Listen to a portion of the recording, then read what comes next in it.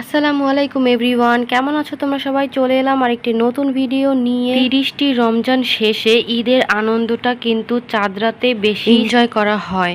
আগামীকাল ঈদ, এই উপলক্ষে হাতে মেহেদি দিতে খুবই ভালো লাগে আমার। নিজের হাতে দেয়া ছাড়া আমি সবাইকে হাতে মেহেদি দিতে খুবই পছন্দ করি। আমার ছোট্ট মুনতাহার ফুফাতো বোন, ফুফাতো ভাই সবার হাতে মেহেদি দিয়ে দেন বড়দের হাতে মেহেদি দেয়া স্টার্ট করি। প্রথমেই আমার বড় জায়ের হাতে মেহেদি দিয়ে দিয়েছি।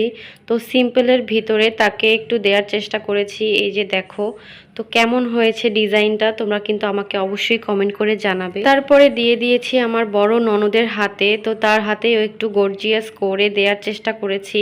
মেহেদি পরার পরে আপুর হাতটা কিন্তু সত্যি খুবই সুন্দর লাগছিল। আপুর হাতের নখগুলো মাশাআল্লাহ খুবই সুন্দর। আপুর এক হাতে দেওয়ার পরে আর এক হাতেও মেহেদি দিয়েছি। তো এই হাতে একটু গর্জিয়াস করে হাত ভরে মেহেদি দেওয়ার চেষ্টা করেছি। তো কেমন হয়েছে তোমরা কিন্তু আমাকে অবশ্যই জানাবে। আপুর হাতে মেহেদি দেওয়ার পর আমি আমার শাশুড়ি মায়ের হাতেও মেহেদি দিয়ে দিয়েছি। সে তো একদমই দিতে চাচ্ছিল না, তো আমি বললাম সিম্পল করেই আপনার হাতে দিয়ে দিচ্ছি। তো তারপর তাকেও দিয়ে দিলাম। তো কেমন হয়েছে সিম্পলের মধ্যে। দেন আমিও আমার হাতে মেহেদি দিয়েছি।